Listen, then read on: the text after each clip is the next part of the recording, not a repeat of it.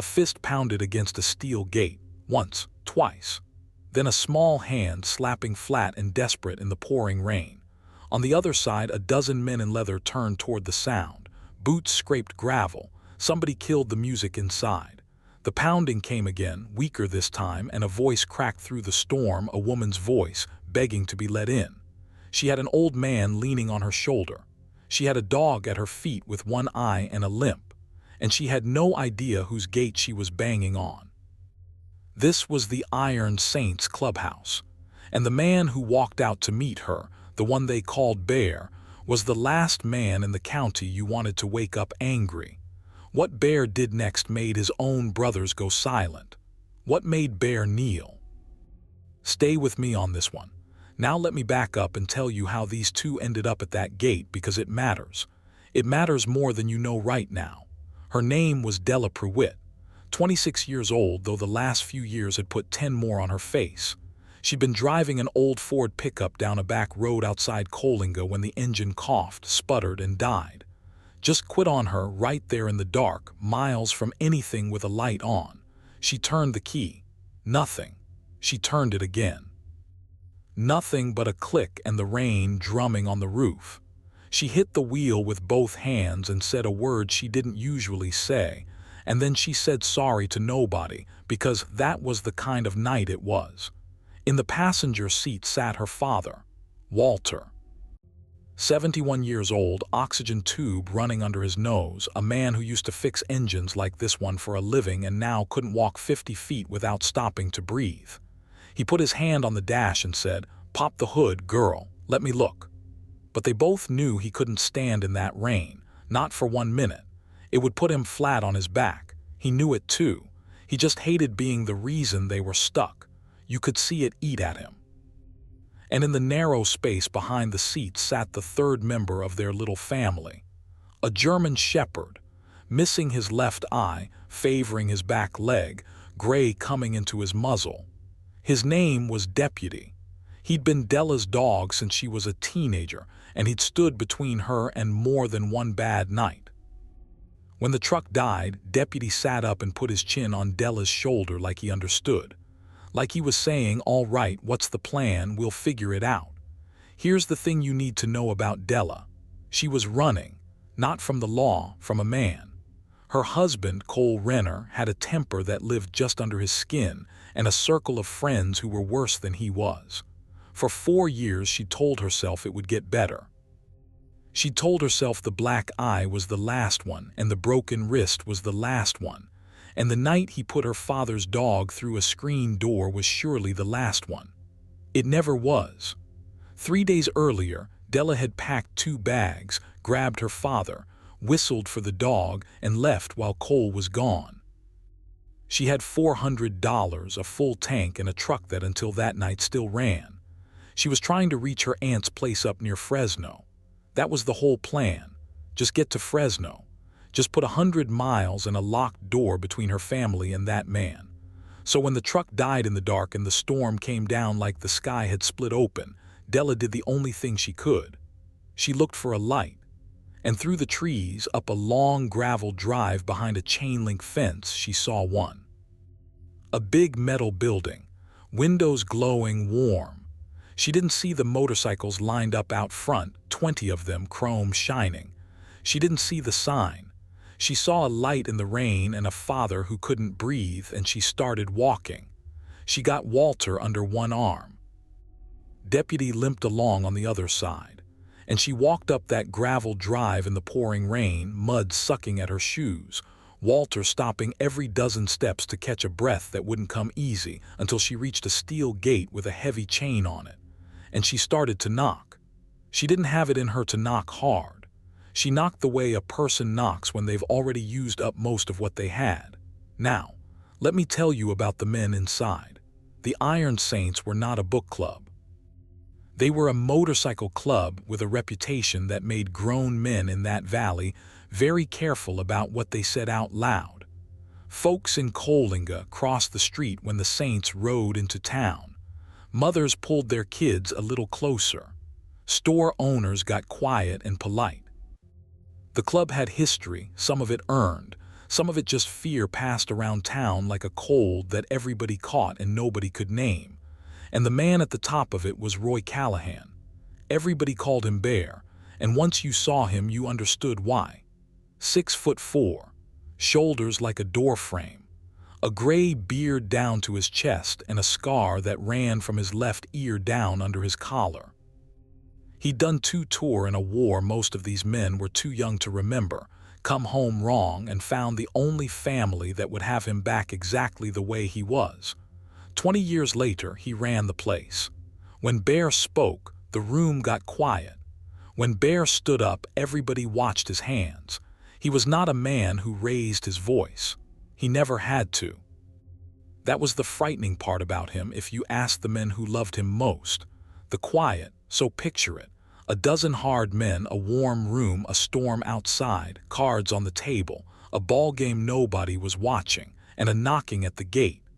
Bear heard it before anyone. He was the kind of man who always heard the thing you didn't want him to hear. He set down his coffee. Bear didn't drink anymore, hadn't in 11 years, and he stood. The room went still. One of the younger guys, a kid they called Pretzel, said, "I'll get it, Bear." But Bear was already moving toward the door, and the way he moved, nobody argued. He pulled on a rain slicker over his leather cut, that vest with all the patches that told his whole life story if you knew how to read it. And he walked out into the storm toward the gate, and every man in that clubhouse drifted to the windows to watch. Because when somebody comes knocking on the Iron Saints gate at midnight in a storm, it is almost never good news. It's usually the beginning of trouble, a rival, a cop, a debt. Nobody knocks at midnight to bring you something good. What did Bear see when he got to that gate? He saw a young woman soaked to the bone, holding up an old man who could barely stand. He saw the tube under the old man's nose. He saw the way she'd put herself half in front of the old fella, even now, even shaking, still trying to shield somebody. And he saw a one-eyed dog sitting in the mud, looking up at him. And here's where it starts to turn. Bear stood on his side of the gate, rain running off his beard, and he looked at the 3 of them for a long moment without saying anything. Della was shaking so hard she could barely get the words out, but she got them out. "Please," she said. "Our truck broke down. My dad, he's sick. He can't be in the cold. We don't want any trouble. Could we just—" She stopped, swallowed. "Could we just sleep in your barn out back, just till morning? I'll pay you what I've got. Please, mister." Sleep in your barn. That's all she asked for. A dry place on the ground. Think about how small a person has to be made to feel to ask a stranger for that and call it a lot. Behind Bear up at the clubhouse, Pretzel muttered, "Boss ain't gonna go for that." And a couple of the men nodded, because letting strangers onto club property at night was not something the Iron Saints did. It broke every rule they lived by. You don't know who sent them. You don't know what they saw. You don't know if the broken truck is a story or a setup. A woman and an old man out front and 6 armed men waiting in the trees. Bear had taught them all that himself. He taught them that a soft heart was how a club got buried. Bear looked at Walter. The old man tried to straighten up, tried to look like a man who could take care of himself, tried to look like he wasn't leaning on his daughter with all his weight, and the effort of it set off a coughing fit that bent him double. Della held him up, whispering, "It's okay, Dad, it's okay. I got you. I got you." And that's when the dog did the thing. Deputy got up out of the mud. He limped forward right up to the gate, right up to the small gap at the bottom, and he pushed his nose through it and he pressed his one good eye up at Bear. And then he lay down, in the rain, in the mud. On the boot of that enormous man on the other side of the chain link, this half-blind old dog lay down and would not move. He didn't whine. He didn't beg. He just put himself there like he decided this was the man and that was that. Bear looked down at that dog for a long, long time. Something moved behind his eyes that none of his brothers up at the windows could have named. Then he did something none of the men watching expected. This scarred, silent, dangerous man got down on one knee in the mud in the storm, so his face was level with the dog's. He put one huge hand flat against the gate. And Deputy pushed his muzzle right into that hand like he'd known him his whole life. Up at the clubhouse, nobody said a word. Somebody breathed, "The hell is he doing?" Bear stayed down there a good while. When he finally stood back up, his voice came out low and rough, and he wasn't talking to Della. He was talking to the dog. He said, all right then. And he reached for the chain on the gate. He pulled it loose. He swung the gate open, and he looked at Della and said the words that made her legs go weak with relief. "You're not sleeping in any barn," he said. "Get your father inside, all three of you, right now before he catches his death." Della started crying, just broke down standing there in the rain. 3 days of holding it and it came out of her all at once. Bear didn't hug her or make a fuss. He just stepped forward, got an arm under Walter's other side, and took most of the old man's weight like he weighed nothing at all. "Easy, old-timer," he said. "I got you. We're gonna get you warm." And they walked up that gravel drive, the four of them, toward the light. The men inside scattered from the windows and tried to look like they hadn't been watching. When Bear came through that door with a soaked young woman, a dying old man, and a limping one-eyed dog, you could have heard a pin drop. He looked around the room at all of them and said, just once, "These folks are guests. You treat 'em like family." And that was the end of the discussion. What happened next over the following hour was the strangest thing those men had ever seen inside their own clubhouse. Pretzel, who an hour ago wanted to send them away, went and got dry blankets, the good ones, off his own bunk. A giant of a man they called Tiny built up the fire till it roared. Somebody heated soup on the little stove in back. Somebody else found a dog bed, a real one that nobody could explain owning, and set it down by the hearth. They sat Walter in the best chair in the place, close to the heat, and Bear himself checked the old man's oxygen tank, tapped the gauge, frowned at how low it was running, and sent a guy out to the truck to grab the spare and haul it up. Della sat wrapped in a blanket with a bowl of soup in her hands, and for the first time in 3 days, she felt something loosen in her chest. She watched these terrifying men fuss over her father like a bunch of worried uncles. Tiny got down on the floor to tuck a blanket around Walter's knees and called him sir. Pretzel dug a deck of cards out and asked the old man if he played gin, and Walter's whole face changed, because a man likes to be asked. She watched Deputy stretch out by the fire and close his one eye and sigh, that big contented sigh a dog gives when he's finally warm. And she thought maybe the worst was behind them. Maybe they'd gotten lucky. Maybe by morning the truck would start and they'd drive on to Fresno, and this would be the story she told for the rest of her life. The night the bikers saved them. Bear pulled up a chair across from her. He asked her, quiet, where she was headed. She told him Fresno, her aunt's place. He nodded slow and didn't push. He was good at not pushing. He didn't ask about the fading yellow bruise on her jaw, or why a young woman would haul her sick father out into a storm in the middle of the night. He'd seen enough of the world to know the shape of a thing without needing it spelled out. He just made sure her soup was hot and let her sit in the quiet. And for a little while the clubhouse was warm and calm, the rain drumming soft on the roof, everybody's shoulders coming down from around their ears. Somebody laughed at something. Walter took a trick off Pretzel and crowed about it. The danger was over. Everyone in that room believed it. They were wrong. Because at that moment, out on the county road, 3 sets of headlights turned onto the gravel drive. Deputy's head came up first. Then his lip curled, and a low growl started in his chest, a sound nobody in that room had heard from the sweet old dog all night. Bear was on his feet before the growl finished. Somebody at the window said one word, and it changed the whole shape of the night. Drugs. 3 of them, big, jacked up, coming up the drive fast, throwing gravel. They stopped in a line just outside the gate, headlights blazing into the clubhouse windows. Doors opened. Men got out. Della's soup bowl hit the floor and shattered because she knew those trucks. She knew the man who climbed down out of the middle one. "That's Cole," she whispered. "That's my husband. Oh God, he found us. How did he, oh God, he found us." And just like that, this wasn't a story about shelter from the rain anymore. An hour ago, Della needed a dry place to sleep. Now there were 6 men outside that gate who'd driven 100 miles in a storm to drag her back, and they'd brought whatever they'd brought to do it. Walter tried to stand and couldn't. Deputy was up on his bad legs, planted between the door and the women.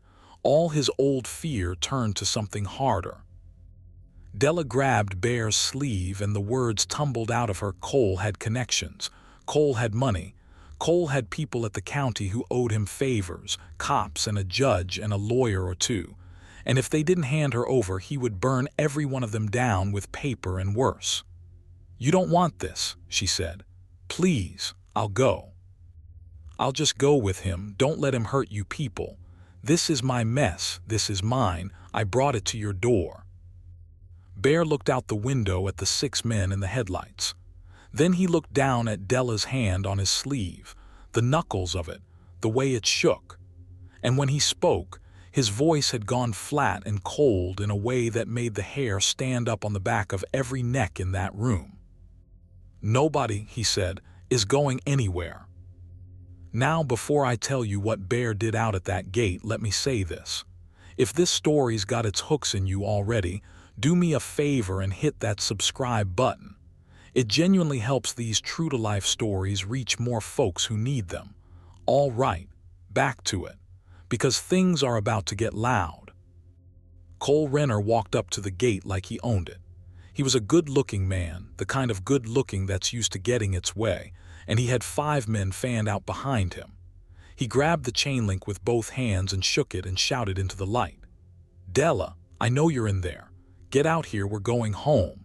And when nobody moved, he laughed, an ugly laugh, and called out, "Whoever's in this dump, you got about 10 seconds to send my wife out here before this becomes your problem. You have no idea who I am." The clubhouse door opened. Bear stepped out alone. He didn't hurry. He walked down that gravel drive in no rush at all, rain slicker open, that leather cut and all its patches showing underneath. He was so big that as he got closer to the gate, you could actually see Cole's men shift their weight, glance at each other, do the quiet math that men do when a thing turns out bigger than they were promised.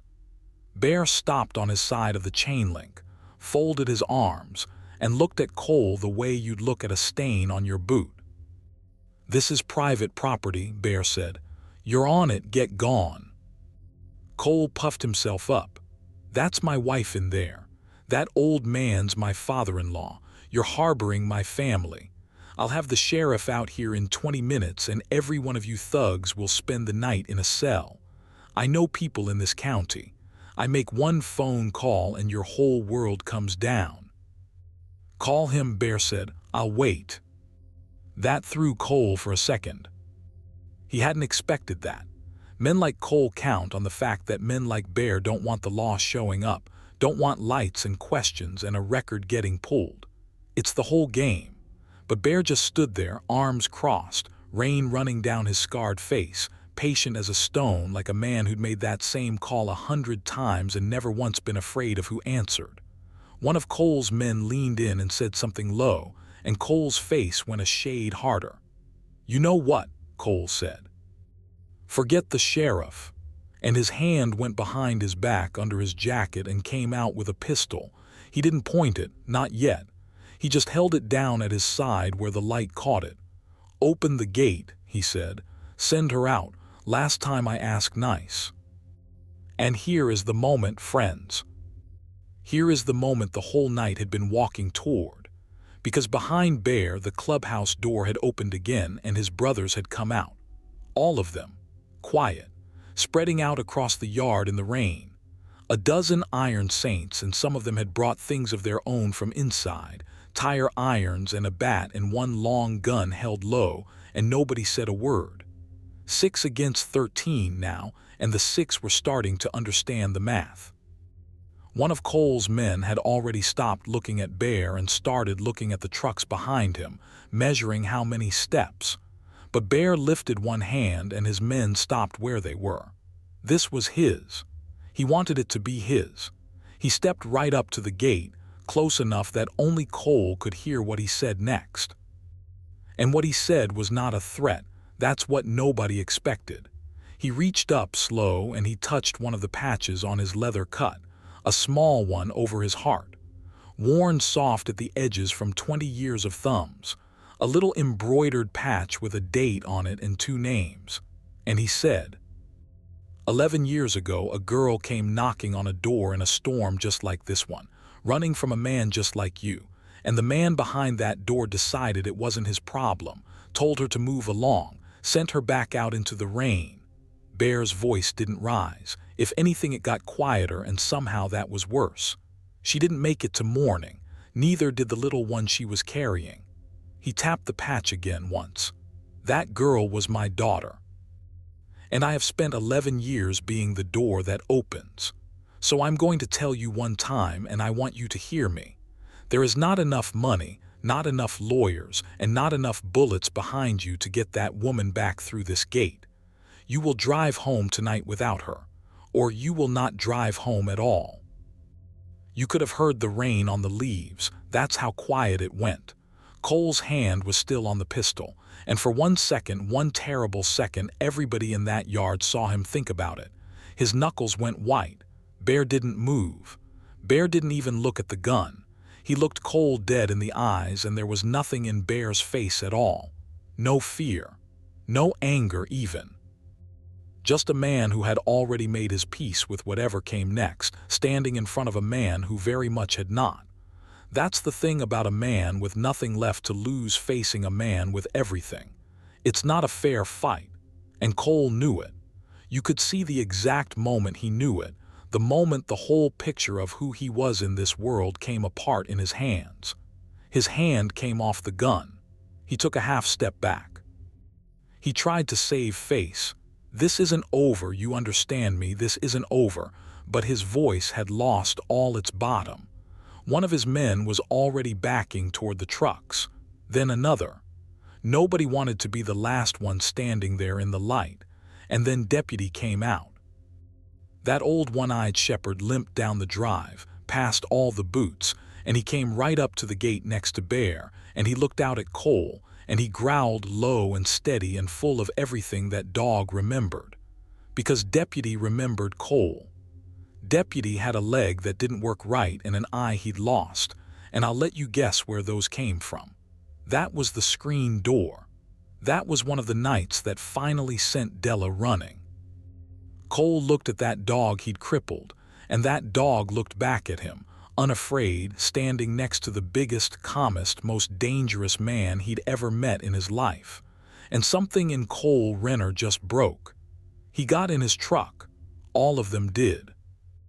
And those 3 sets of headlights backed down the gravel drive, swung around on the county road, and drove off into the storm. Gone. Nobody cheered. That's not how it was. The men just stood in the rain a minute, letting it settle in their chests, letting the thing that almost happened finish not happening. Then Bear turned around, and for the first time all night, the hardness went out of his face, and he looked tired and old and human. He knelt down again, this man kneeling twice in one night, and he put his hand on Deputy's wet head. "Good boy," he said, real soft. "Good boy, you did good." Then he stood and walked back up to the clubhouse where Della was standing in the doorway with both hands over her mouth, having heard every word. And she didn't know what to say to him. What do you say to a man who just told a stranger the worst thing that ever happened to him, said it out loud in the rain in order to keep you safe? So she didn't say anything. She just stepped forward and hugged him, this stranger, this enormous, frightening stranger, and after a second, Bear put one arm around her and let her. They stayed that night, of course. And here's the part I most want you to hear, because it's the part the whole thing was really about. In the morning, the storm had passed, and the valley was washed clean and quiet. Pretzel and Tiny had Della's truck running before she even woke up, turned out to be a fuel pump, and Walter, feeling stronger with a fresh oxygen tank, sat in a lawn chair and talked them through it, happy as a man could be, back in his element with grease on his hands and two big men listening to every word he said like it was scripture. There was coffee and eggs. There was Deputy trotting around the yard sniffing at motorcycles like he owned the place, his limp somehow looking a little better in the sunshine. And over breakfast, Bear slid an envelope across the table to Della. She opened it. Cash. More than she'd ever held at one time. She started to push it back and he put one finger on it and stopped her. "That's not charity," he said. "That's from the club." Every man here put in. "Consider it a loan you never have to pay back." But it wasn't the money that got her. It was what he said next. He told her about a little house the club owned, out on the edge of the property. Belonged to a member who'd passed, sat empty 2 years. 2 bedrooms, a ramp Walter could use, a yard for the dog. He told her the shop in town, the bike shop the Saints ran legit, needed somebody honest to run the front desk and keep the books, and he'd watched her all morning and figured she was honest and probably smarter than half the men in the room. He said Fresno was fine if that's what she wanted. Nobody would stop her. But she and her father and that dog had a place here, for as long as they cared to stay, and no man was ever going to come through that gate to hurt them again as long as one Iron Saint was breathing. And that, he said, was a promise, not an offer. Della looked around that table at all those hard, scarred, gentle men looking back at her. She looked at her father, upright and grinning with a smear of oil on his cheek. She looked at the dog, and she thought about the barn. About how she'd stood at that gate in the rain and asked, as small as she could make herself, just to sleep on the ground in a barn, and how instead she'd found this. She stayed. Of course she stayed. That was 4 years ago, the way I heard it. Walter lived 3 more of them, good years, tinkering in that bike shop till the very end, surrounded by men who called him old-timer with love in it. When he passed, they buried him proper, and 30 motorcycles rode behind the hearse, engines low and slow through the middle of town, and folks in Coalinga came out on their porches to watch and finally understood there was more to those men than the fear they'd been carrying around all those years. Della still runs the front desk, runs it well. Balanced the books better than they'd ever been balanced. And Deputy, that one-eyed old shepherd who started the whole thing by lying down in the mud on a giant's boot, Deputy spent the rest of his good long days sleeping by the fire in the warmest spot in the clubhouse, and when he finally went, Bear cried like a child and wasn't ashamed of it, and no man there thought less of him for it. Not one. And Bear kept doing the only thing he'd ever really known how to do since the night that broke him. He kept being the door that opens. There's a patch on his cut with 2 names and a date, and now, some say, there's a second little one stitched right next to it. A one-eyed dog.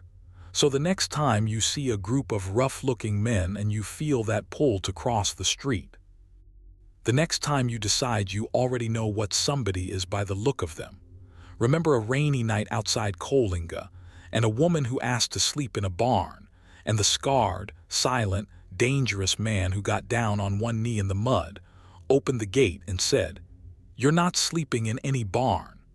You never do know what a man is carrying under his leather. Sometimes the hardest-looking door in the world is the only one that will ever open for you.